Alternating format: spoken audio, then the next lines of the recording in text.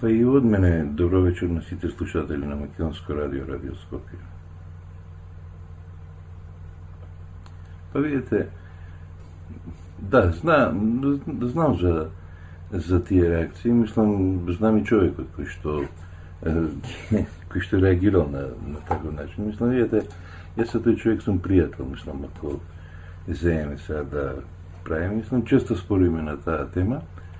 Сега нашето несогласие е токму околу оно што се има случајно, значи, таму во Черногор.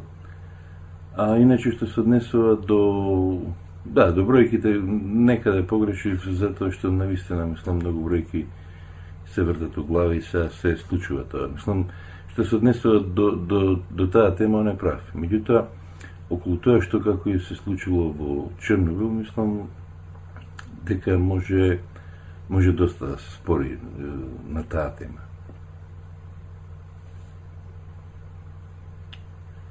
Па видите, сега, ако земем, мислам, тука, тоа е наистина доста добро прашање, мислам, ако веќе збориме на таа тема. Хидроцентралите се најголем благодет, мислам, што може да го има човештвото. Меѓутоа, видите, хидроцентралите имаат една мана, а тоа е што бараат огромен простор. Значи, па еве најголема хидроцентрала, да речеме, во светот, која што беше пуштена пред 4-5 години, отприлика така некаде во Кина, се нарекува три клисери. Мислам, и таа хидроцентрала има некаде инсталирана снага од мислам 22,5 гигавата. И сега таа хидроцентрала, значи, мислам, наистина е голем благодет. Сега такви хидроцентрали како што се таа во Кина, значи, може да се направат само на простор кај што има таква можност. Значи, кинезите раселија преку 800,000 луѓе за да може да изградат таа хидроцентрала.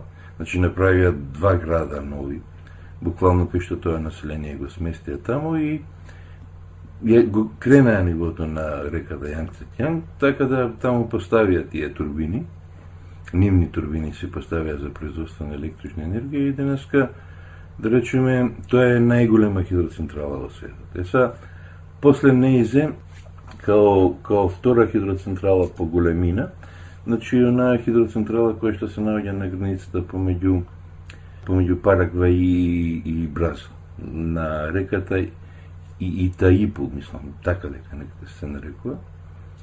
Сега видите, таа хидроцентрала, видите, Парагвај и Бразил преку 200 години, мислам, дека немаат дипломатски односи. Меѓутоа, се појавија тука неколку се научници кои што рекоа дека на тој простор, на тој граничен простор, значи помеѓу Парагвај и Бразил, може да се изгради таква една хидроцентрала која што благодет ги би имала двете држави. Значи. И сега нормално, мислам, они стапија во такви преговори и таа хидроцентрала таму се изгради, значи. Таму има 20 генератора, значи, со снага од по 700 мегавати. Значи, вкупно инсталирана снага е околу 14 гига и тоа е, мислам, таа хидроцентрала дава околу 90% од електричната енергија во Парагвај, мислам. Сега, понатака мислам дека е хуковата хидроцентрала во Америка по големина. После неја се иде на хидроцентралата што е на граница помеѓу Таџикистан и Узбекистан и така натака. Сега видите, за Европа, па да, во Европа, видите, Европа е многу густо населен континент и Европа нема такви планински вериги, такви, како да ги кажем, клисори, мислам. Единствена клисора која што е искористена така за поголеми хидроцентрала се направи, тоа е клисурата, Гердавската клисура, кај што е на границата помеѓу тогашна Југославија и Романија. И таму нивото на езерото е подигнато за 42 метра, значи направено е буквално езеро све до Београд, од Кладово до Београд.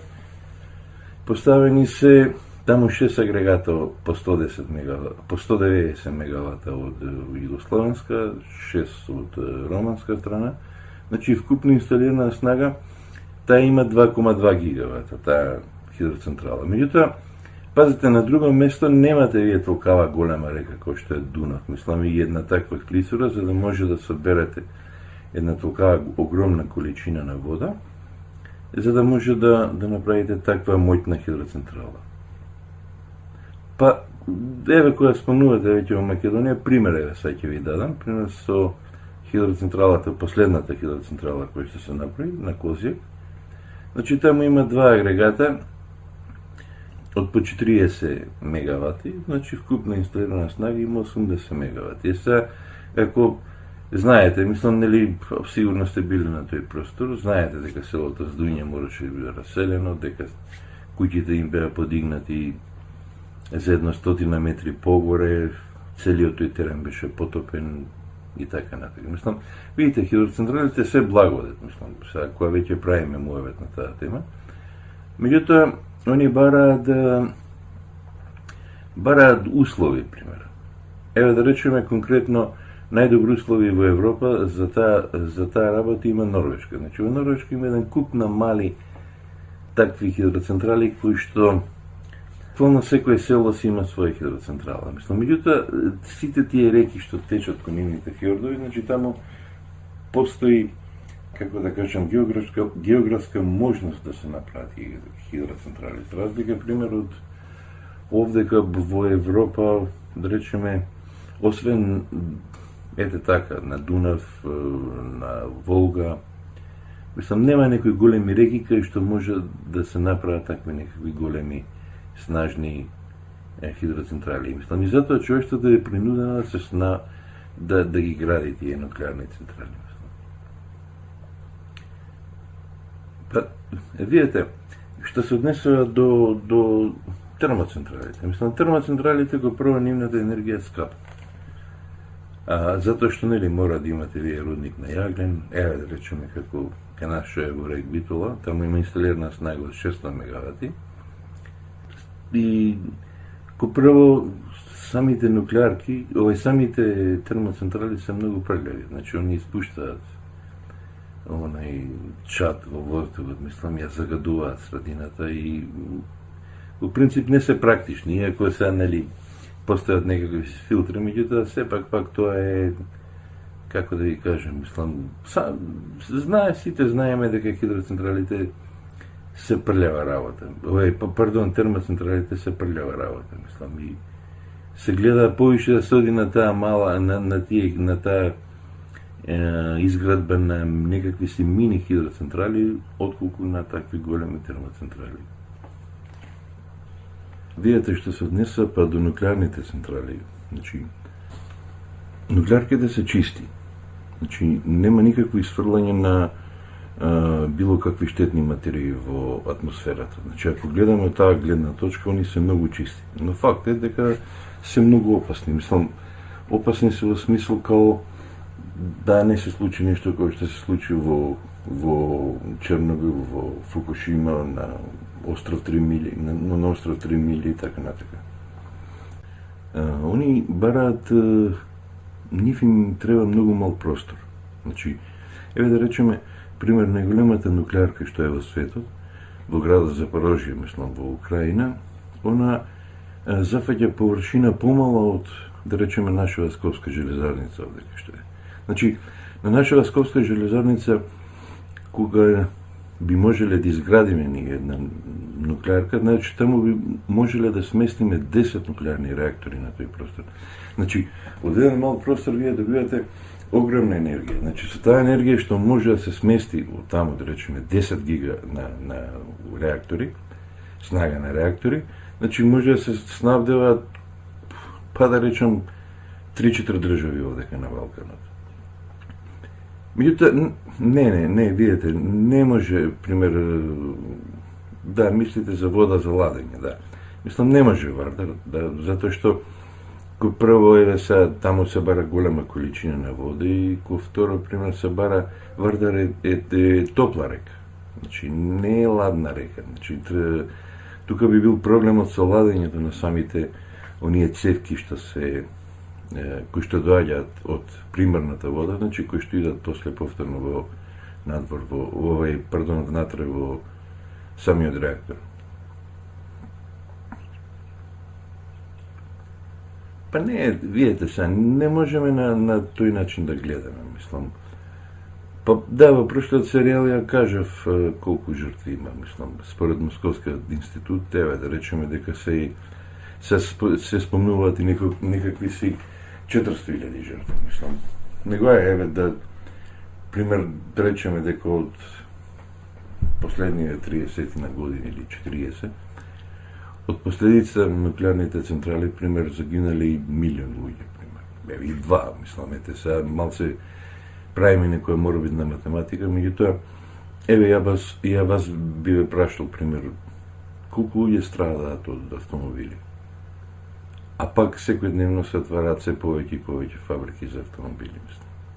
Треба да бидеме реални, мислам, треба да се гледаме фактот, реалност. Значи, се додека не се најде некој како да кажем, посаглам извор на енергија, човештвото е принудено да ги користи тие нуклеарки. Не оти што некој ги сака, никој не ги сака, дури и тие што работат таму не ги сакаат. Меѓутоа едноставно човештвото е принудено на тој чекор и нема враќање назад.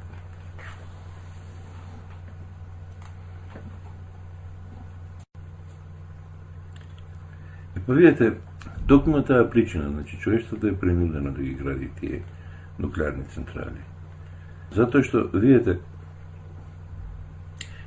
пак, видите, мора нешто да разбереме, мислам, значи, пазите, ја не фаќам ни една страна, значи, не сум ни за тоа, ни да се градат, ни па против. Меѓутоа, еве, само ќе кажам фактите. Пример, Европа, 30 до 35% од својата електрична енергија, значи ја има преку нуклеарни централи. Значи, сега колку е Европа? Е 600 милиона отприлика народ. Сега ако земеме повеќе од 600 милиона, добро, да не ја рачунаме Русија, мислам. Еве, ако земеме на тие 600 милиона, они користат некаде 30%. Значи, отприлика, тоа се преку 180 до 200 милиона луѓе би останале без електрична енергија, кога во моментов не би работеле тие нуклеарни централи. И сега 180 луѓе, мислам, може да си замислите колку е тоа. Тоа е една Германија и Франција и Италија, мислам, тоа три држави се кои што би останале без електрична енергија. Мислам, веќе ако правиме некаква споредба. Па да, видите, најголем број на нуклеарни централи во светот, значи на прво место е Америка. Она има 104 хидроцентрали, и нуклеарки. На второ место доаѓа Франција. Франција е многу силен. Многу се силни во областта на нуклеарната физика, значи они имаат преку, мислам, 56 нуклеарни реактори дека имаат. Јапонија доаѓа на трето место со 51 нуклеарен реактор. После тоа доаѓа Русија, значи со 31, мислам дека имат, или 34, не ме држите за збор. После, мислам дека доаѓа Кина и Северна Кореја, отприлика тука некаде се по 23. Германија има 21, Украина има 16 реактора. После до овие помаливе држави, кои би спомнал, мислам дека Бугарија има 2 реактора, Ерменија има 1 реактор. Сега држави кои што нема реактори, има, се да речеме, Полска нема као голема држава, Австралија нема нуклеарен реактор, Италија, поточно Италија има нуклеарен реактор, тој требаше да биде пуштен 86-та година, но после хаваријата во Чернобил, нели во Припјат, они се решија да не го отвараат. Иако имаат изграден нуклеарен реактор. Австрија нема нуклеарен реактор, Унгарија, Данска, Шведска има еден нуклеарен реактор. Мислам, они таму ја открија нуклеарната катастрофа.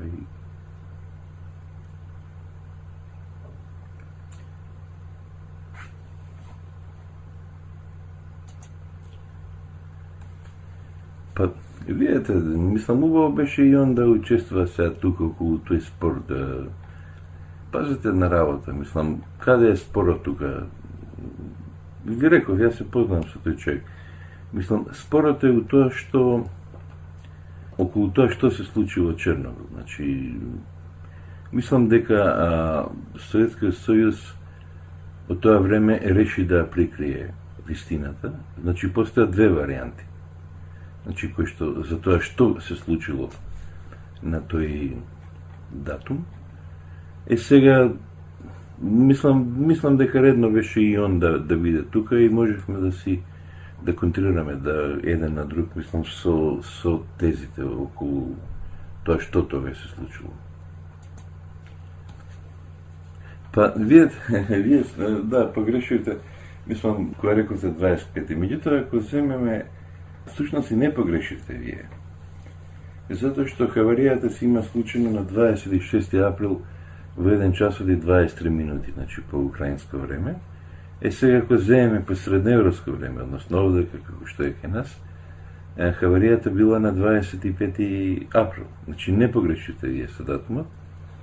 Исто така, таков пропуск се прави и со пристигнувањето на првата американска посада на месечината. Значи, некаде може да сретнете датум 20 јули, некаде 19 јули. Значи, сега каде се среќава 20 јули? 20 јули се среќава во европските енциклопедии, затоа што Нил Амстронг имало 5 часот по средноевропско време наутро стапено на месечината. Сега, во тоа време и во истото време, значи, кога во Америка, во американските енциклопедии, правилно стои според нивното време, значи, а тоа е 19 јули. Значи, не се грешка и вие грешно не се изразивте, иако нормално, нели, самата хаварија се одредува според датумот и локацијата кај што се случило, тоа е во Украина.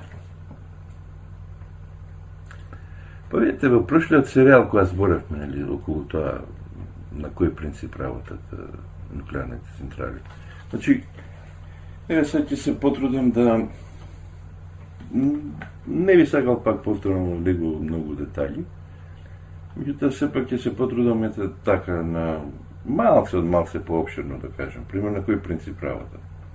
Значи, видите, карактеристика на нуклеарната централа во Чернобил беше тоа што она можеше да работи на обичен ураниум.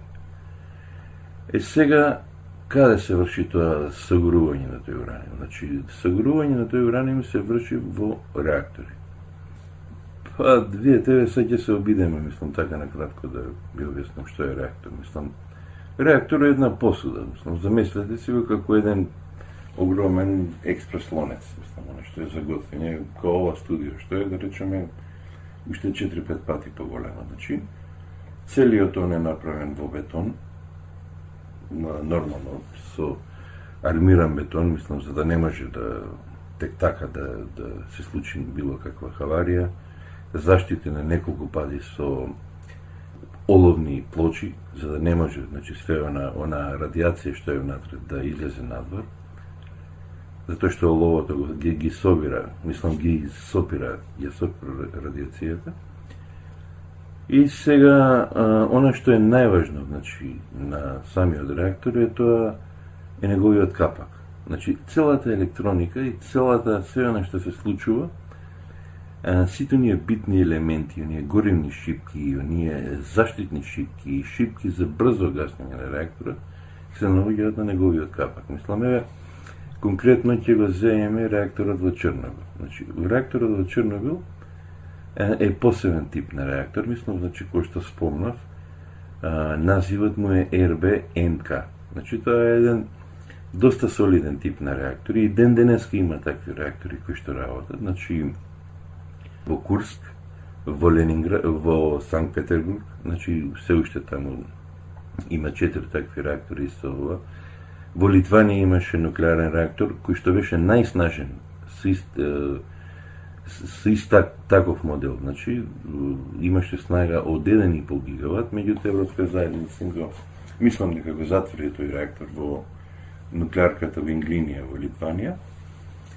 И Така да, значи и ден денеска тие реактори се уште работат онака како што мислам од самиот старт. Сега што има на самиот капак? Значи на самиот капак се поставени оние шипки со гориво. Сега какви се тие шипки? Значи конкретно во Чернобил, значи видите тоа се шипки кои што се направени од циркониум. Значи циркониумот е метал кој што почнува да се топи на 1800 степена. На 2100 степена, значи циркониумот веќе преваѓа во течна фаза, значи како да ги кажам, како живата е. Тогаш. Значи сребрен материјал е. Како да, па видите, па неговата примена во медицина не знам, не можам да ја одговорам на тоа. Мислам дека во дерматолозите користат, во дерматологија се користи тој хемиски елемент. Значи, да, се прават и некакви украси од него. Он е налик на сребро. Има една добра особина што он не оксидира. Значи, спаѓа во редот на металите, значи тоа на меките метали. Иако има висока точка на топење, мислам. И друга особина што е добра за него е тоа што он лесно ги пропушта неутроните. Значи, овие шипки кои што имаат натречен диаметар од 18 мм, значи се полнат со, еве да ги наречеме такви апчиња на обичен ураниум. Значи, отприлика као 2 андола или 2 цицала, значи се метнуваат во самото гориво. И во самата шипка се полни со газ хелиум, прилика на еден бар, за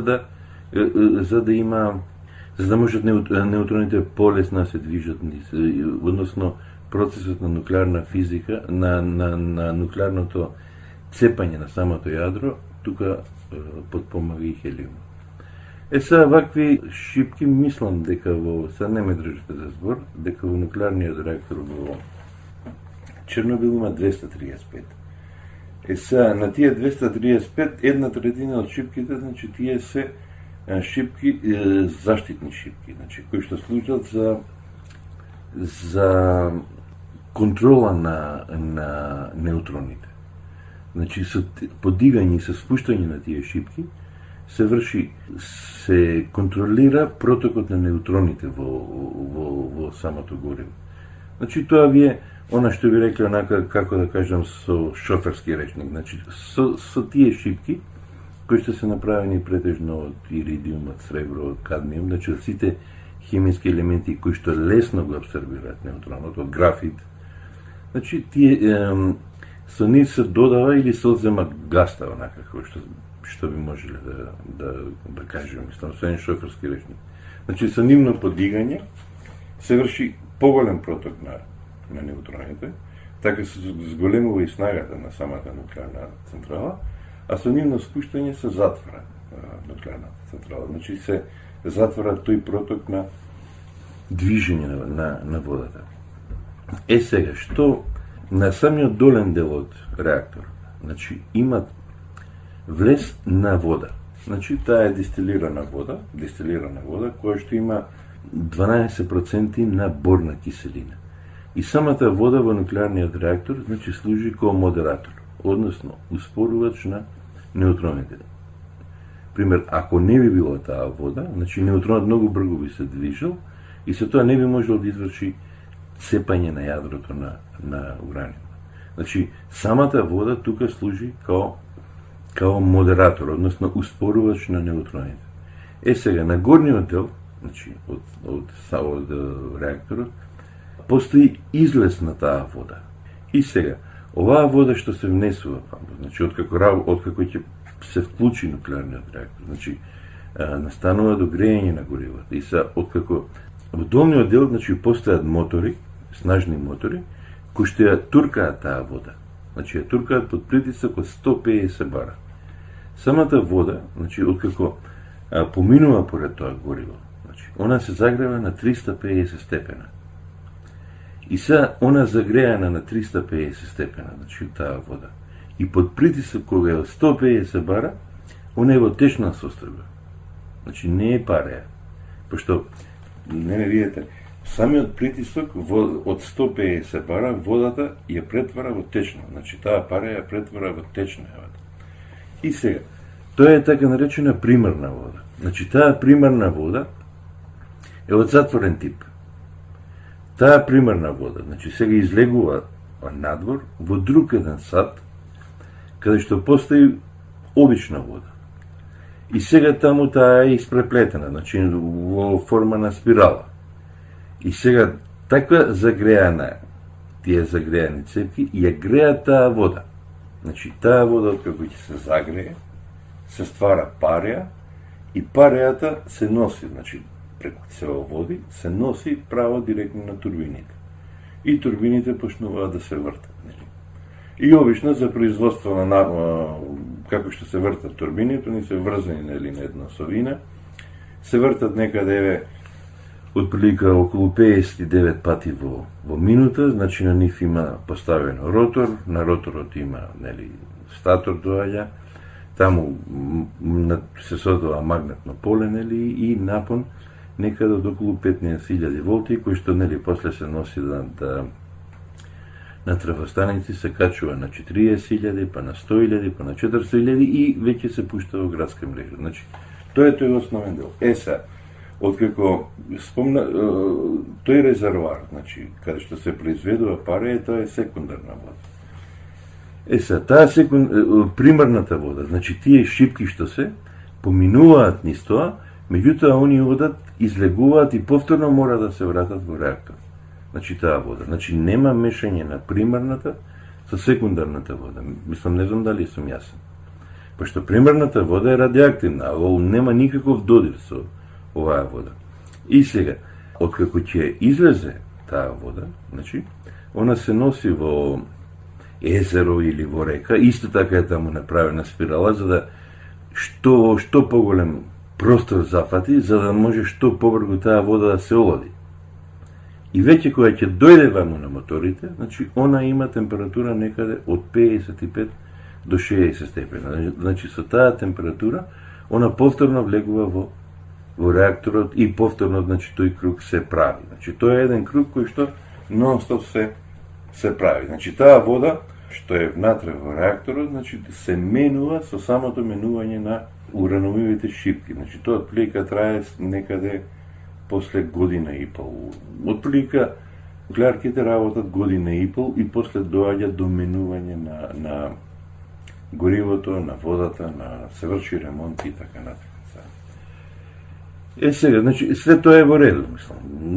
Сега постојат некои нуклеарки кои што се владат со помош на тешка вода, значи, некои се владат со плин, некои со течен азот, како нуклеарката што е во Романија Черна вода.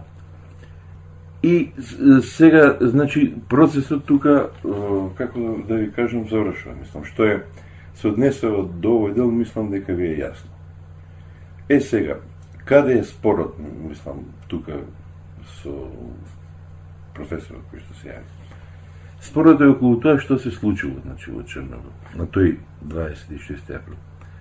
Сега видите вака, у прошлиот серијал нели зборевме, значи нуклеарката е најголема опасност, значи не се ни терористи, не се ни земјотреси дури, мислам сега не дај Боже некој катастрофален накој 8-9, они градот ќе разрушени, само нуклеарката. Најголема опасност за нуклеарните централи е одгубење на електрична енергија. Значи, токму од она што они произведуваат е најголема опасност. Значи, што нуклеарната централа, односно нуклеарниот реактор, во секој момент мора да има електрична енергија. Значи, у случај на хаварија, да речеме, доаѓа било каква хаварија. Значи, веќе реакторот од производител на електрична енергија станува потрошувач. И сега, он е поврзан со градска мрежа, значи со обичен напон кој што го има, кој што го произведува другите реактори или другите термоцентрали, хидроцентрали, значи поврзан на градска мрежа. он напајање со електрична енергија добива од надвор. И за да може водата да се врти, да не дојде до прегреање на реакторот. Сега, ако се случи и тука некоја хаварија, да речеме, пошто реакторите мора да бидат неколкократно обезвредени. Конкретно во Чернобил, значи по реактор, постојаат 3 дизел агрегата, снажни дизел агрегата, кои што отприлика им требаше, зависи се од околу минута до минута и пол, зависи, мислам, пак тоа од моментот на палење и света, значи да ја стабилизираат, да ги стабилизираат обртаите на 1500 минути, значи тоа е еден огромен камионски мотор, вака грубо кажено. И пред тие 1500 обрти, значи да произведат 380 волти напон, и сега тие 380 волти напон се вклучуваат помпи, значи, на таа струја, и они се работат нормално, само што реакторот не работи. Значи, тој круг, преска што го објаснував, значи, се повторно се циркулира. Не може да дојде до прегревање на реакторот. Значи, сега, ако тој реактор ако тој дизел агрегат, пример, дојде до него, онда се расипи, има резервен. Има и трет резервен. Значи, нуклеарките од тој поглед се обезбедени неколку пати. Неколкократно, мислам. И сега проблемот каде беше? Значи, што сакаа советите да направат? Во прошлиот серијал, која зборахме за нуклеарката, кажа, значи, откако ќе се изгаси, да речеме, нуклеарката, значи, она се уште се врти. Осовината на турбините, она има уште пареја. Осовината се врти. Меѓутоа, со секое народно вртење, значи, незинијата брзината ја губи. Значи, тоа ви исто, како да ви кажем, значи, ако вие со велосипед вртите и постигнувате една константна брзина, да речеме 20 км на час возите. Меѓутоа, ако престанете да вртите со педалите, значи, велосипедот ќе почне да успорува. На исти начин и поврзана, и така успорува и таа осовина што е во кај генератор.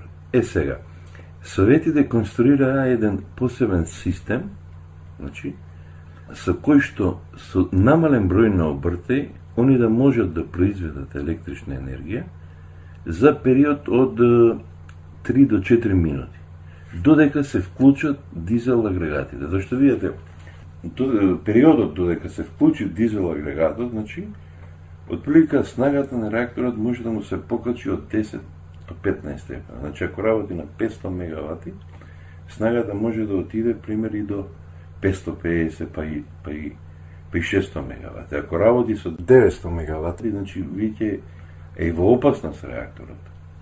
И затоа ни сакаат тој, како да го кажем, тој фазла период што се јавува, значи од минута, минута и пол, да го потполнат со таа струја, додека не се вклучи дизел агрегатот. И они конструира еден таков систем и на која беше, мислам дека 84-та година, не ме држите да збор која година, на третиот реактор, која дојде до менување на горивото, они го искористија моментот која се менуваше горивото за да го направат тој опит. Меѓутоа опитот им пропадна. Значи, реакторот самиот тој систем не успеа да произведе на струја и опитот пропадна.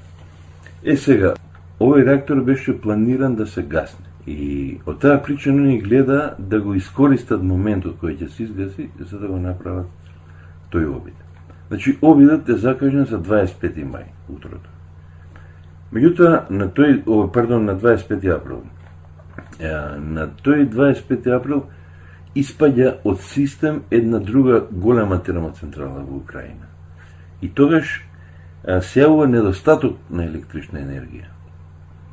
И они бараат од диспечерот во Киев, кој што ја распределува струјата низ цела Украина, значи од оној диспечерски центар, да можат снагата од 900 мегавати да ја намалат на 500 мегавати и да започнат со тестот. Меѓутоа, поради тоа испадна таа термоцентрала диспечерот им вели дека не може да ја соправи нуклеарката, дека треба струја, а тогаш се нели крајот оној период, април месец, е период кога во Советскиот сојуз секогаш се соборувале рекорди по производство нешто. Мислам, тоа уште од времето на Сталин, затоа што за да можат да се пофалат нели со некоја си надфрлена норма за 1 мај, за 9 мај, за победата кога е над фашизмот, нели и така натака. И тек во 23 часот, значи на 25 април по украинско време, збориме се, значи он им дава можност за да можат да го активираат овој кажете го, да го изгасат реакторот. Значи да се изврши планирано гасење на реакторот. И добро, мислам, таму смените се менуваат во 12 часот. Во 12 часот доаѓа друга смена со која што ќе изврши промена на тестот. И сега тестот започнува.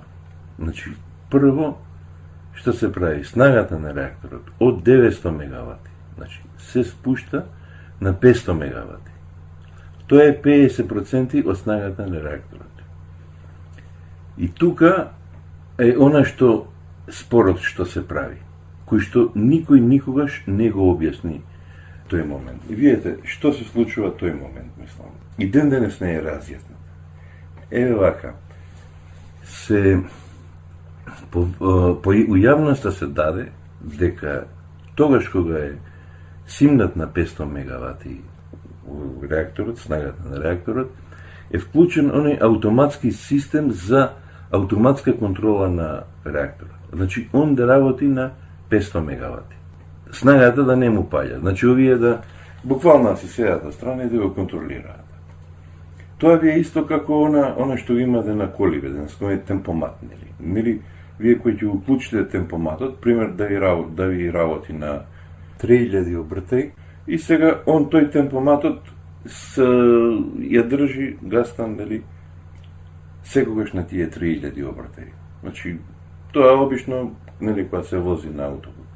Тоа е еден таков сличен систем. И сега таму по сите советски весници, мислам, и по сите светски весници, кои што нема доволна информација за тоа што како се случило. Значи, се пишува вака, дека са системот можно е да не работел и агрегатот паднал, снагата му паднала на 30 мегавати, што е само 3% од снагата на реактор. Сега видите, тоа не може да биде неприметено од некои си луѓе. Во тој одел таму кај што работат преку 15 луѓе. И тоа се високо образовани кадри, мислам, све се тоа магистри и доктори на науки во таа област, кои што раководат на тие места. И плюс тоа, постои звучен сигнал, во случај, ако нешто не е во ред, значи, самиот звучен сигнал и светлосен сигнал вам ви кажува дека нешто не е во ред. Значи, не е можно некој си од 500 мегавати реакторот, значи, да падне на 30 мегавати, а без тие 15 луѓе да го забележат. Значи, тоа никој не се обиде ни да го објасни. Дури и во тие штури судски обвинувања што беа против оној директорот Фомин, па Акимов, па главниот инженер што било на Анатолий Дјатлов, мислам, тој почина од 95-та година. Значи, не беше никој осуден од нив, затоа што целото тоа судење наликуваше на некоја фарса, затоа што и самите новинари кои што беа таму, значи, не смеја слободно да прашаат што да навлегуваат у детали. Значи, они информација добиваа они што ќе им кажеа. И прашањата дури кои што они ги поставува, претходно им беа напишани, ова смеете да прашате, тоа не смеете да прашате. Значи, многу е наивно да се верува дека некој кој што го оставил агрегатот на 500 мегавати, да му работи, он да падне на 30 мегавати, а тоа он не паѓа за 5 секунди, па да речеме дека тоа се случило. Туку му треба време, да речеме, од половина час период. И се за половина час период. Таму никој да не види и никој да не реагира, мислам дека за мене е многу наивно тоа. Мислам, особено, пазете, четвртиот реактор беше најпоследен и најсовршен. Мислам, се без разлика што Советскиот сојуз беше посебна држава, он имаа некои своји квалитети во своји изработка. Ко прво имаше звучен сигнал, ко второ имаше светлесен сигнал. Значи, требало да биде тој ќорав и глув, па да не го примети тоа. Мислам, вака груба се израза. Значи, некој нешто сакал да направи. Сега, па, видите, пак ќе повторам, не може да се деси нешто такво, а да никој не го примети. Мислам, многу е наивно тоа. Пошто пазите, во тој команден оперативен центар се 15 луѓе. Значи, ви велам, све се тоа високо образовани луѓе, све се тоа стручњаци за својата работа. Мислам, они може тоа да го работат и пијани, еве да кажем, а те пак не би погрешили, мислам. А не намерно, а не е пример агрегатот нив да им падне од 500 мегавати на 30 мегавати, а без тие 15 луѓе да не приме. Мислам, тоа е малце приказка вака за некој кој што може да поверува во тоа. Меѓутоа, видете, оно што беше интересно е да дури и во тоа време председателот на Светската нуклеарна федерација, која што се наоѓа во Виена, Ханс Блик, дури и он не сакаше тој момент да го коментира. Затоа што најверојатно тука имало некој преќутен договор за тоа, тоа да не се збори како реакторот дошол до тие 30 мегавати да падне, а никој да не примети, мислам. Па видите, кој е другата варијанта? Значи, која е другата варијанта? Пазете, сега пак да не навлегувам во многу во детали. Значи, прицепање на ураниумот, значи, при бомбардирање со неутрон, ураниумот има атомски број 92. Сега, при самото цепање, значи, он се менува, се трансформира. Значи, сега да објасниме, нуклеарна фисија што е? Нуклеарна фисија е кога од потечок хемиски елемент ќе создадат два полесни елемента, а нуклеарна фузија е кога од полесен хемиски елемент се создава потечок хемиски елемент. Значи, нашето Сонце работи на принцип на нуклеарна фузија. Сега, при фисијата на ураниумот, значи, се двои на бариум, кој што има атомски број 56, и на газ криптон.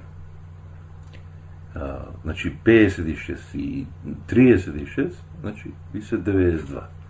Сега, поред тоа, се појавуваат и голем број на, како да ги кажем, на изотопи, на други хемиски елементи, кои што се внатре во самото јадро. Значи, плутониум, тука е америциум, тоа се жива, радиоактивна жива, радиоактивен јод, еден куп на хемиски елементи, значи, кои што се многу опасни по човештво. Сега, но при труењето на реакторот, значи, откако вие нагло ќе му намалите снагата, во самиот реактор, значи, во самата на цевка што е, се јавува изотоп на еден газ криптон, изотоп 133 на газ криптон. А криптонот е газ кој што го нарекуваат газ на иднина. Значи, не знам вие, може знаете, пардон, ксенон, се извинувам. Не криптон, ги помешав хемиските елементи, ксенон. Ксенон, изотоп на ксенон 133. Значи, вие денес знаете дека овие скапиве возила користат ксенонски светла и имаат многу силно осветлување. Во орбита орбитираат неколку руски и американски сателити кои што користат газ ксенон као гориво за самите сателити. Значи, тоа е газ на еднината. Сега се предпоставува тука дека Русија, пардон, не русите, советите во тој период имале намера да произведат ксенон 133 во голема количина. Значи вршеле некои обиди преку тие реактори за да можат да добијат и ксенон 133. Сега, каде им оманал објектот? Каде им оманал опитот? Значи, каде е грешката? Кој погрешил? Кој е виновен? Кој дал команди за тоа да се направи?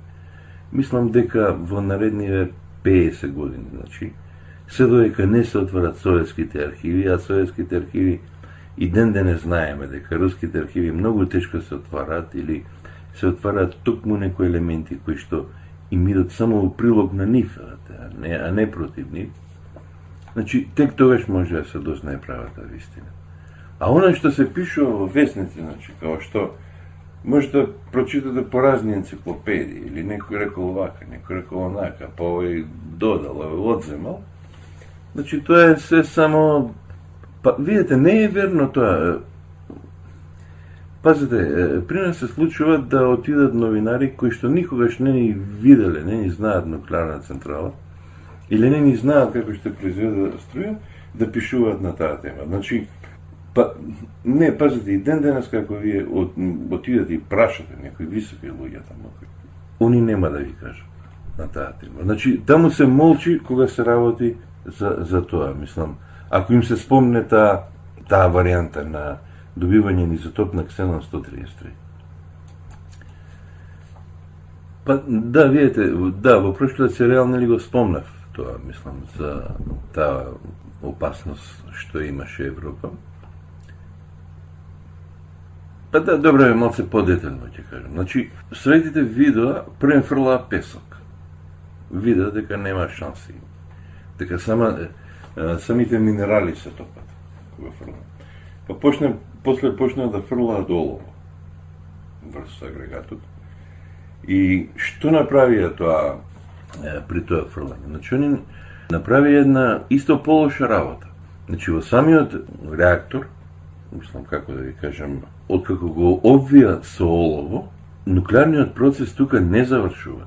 Значи, еднаш кога ќе биде бомбардирано јадрото на ураниум, тоа се додека не се потроши. Мислам, а тоа трошење трае со илјадници години, значи, оно не престанува да работи.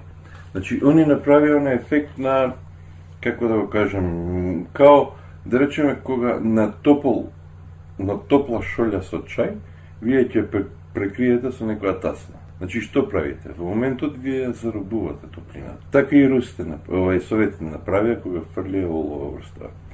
Са нив што после им текна, поточно еден нуклеарен физичар, му го заборавив името советски, даде предлог да се ископа канал, значи, испод нуклеарниот реактор, со должина од 150 метра и од таму да се внесе, значи, течен азот.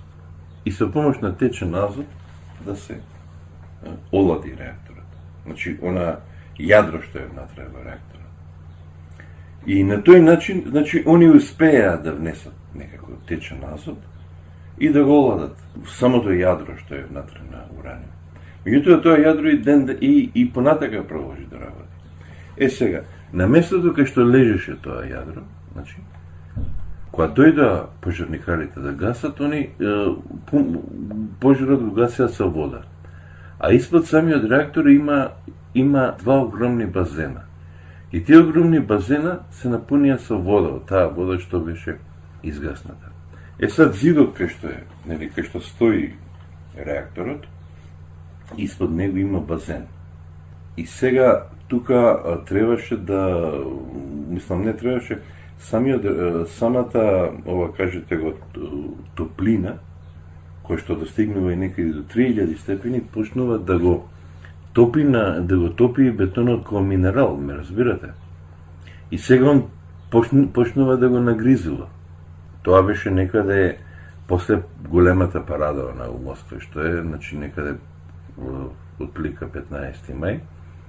Русите ја сватија опасноста, дека доколку тој ураниум што е таму, а имаше 177 тона на радиоактивен ураниум, доколку тој ураниум падне во вода и дојде во додир со вода, мислам, ќе настане една таква експлозија, што кој знае што ќе беше со Европа. Мислам дека прашање е денес дали ќе имаше човек на Европа, мислам, или ете така ќе живеевме ко пореметени.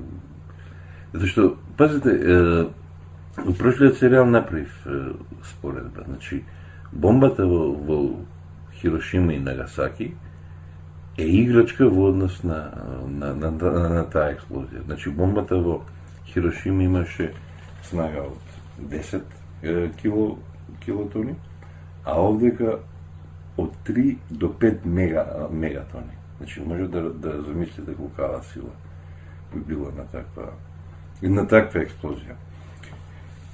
Да, што направија? Значи, тогашните советски њурци, значи од таа специјалната единица на Советскиот сојуз њурци, имаа задача, значи, ископаа еден дел, дојдоа до тие базени и влегоа во тие базени. Значи, влегоа во една темница и успеа да ги вклучат моторите и да го испразнат базенот. И откако го направија, тоа веќе Горбачов ги одликува, па не знам, со таму некакви си титули, некакви си звања.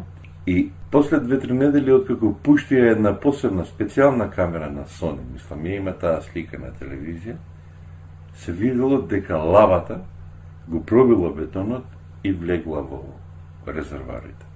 Значи, пак ќе повторам, никогаш Европа не била во поголема опасност од тој мај месец 1986 година. Значи, и мислам, може сите буквално да бидат благодарни кон тие советски нуркачи, кои што успеа да ги... Иначе, ако не успеа да извадат водата, мислам, од тие резервари, прашање е ја и ти денеска дали ќе седетме во студија. Па видите, ако за крај веќе глобално ме прашувате што се случи во Советскиот сојуз, мислам поточно во Чернобил, па мислам дека таму се случи системот.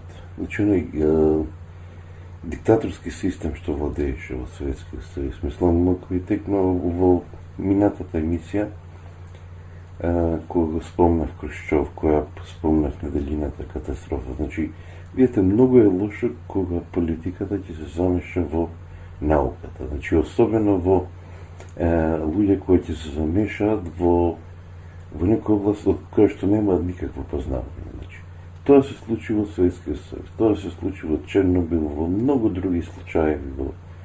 И не е само Чернобил, мислам, Чернобил, они не можеа да го сокријат. Они имаат еден куп такви Чернобили кои што успеа да го сокријат. Но видите, радиацијата не може они да затворат.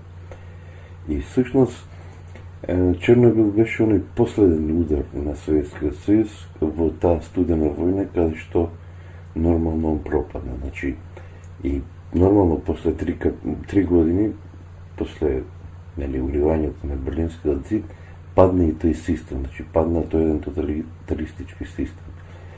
Сега, сакам да кажам дека доколку, пример, науката доколку политиката не се замешаше во науката, и научниците си работеа онака како што треба да работи. Мислам, денес Чернобил сигурно ќе беше гордост на Украина. Мислам, ќе беше најголема нуклеарка, пошто таа беше испланирана да има 10 гигават инсталирана снага. Меѓутоа, се случи тоа што се случи, денеска сите во светот го знаат Чернобил како во едно темно светло.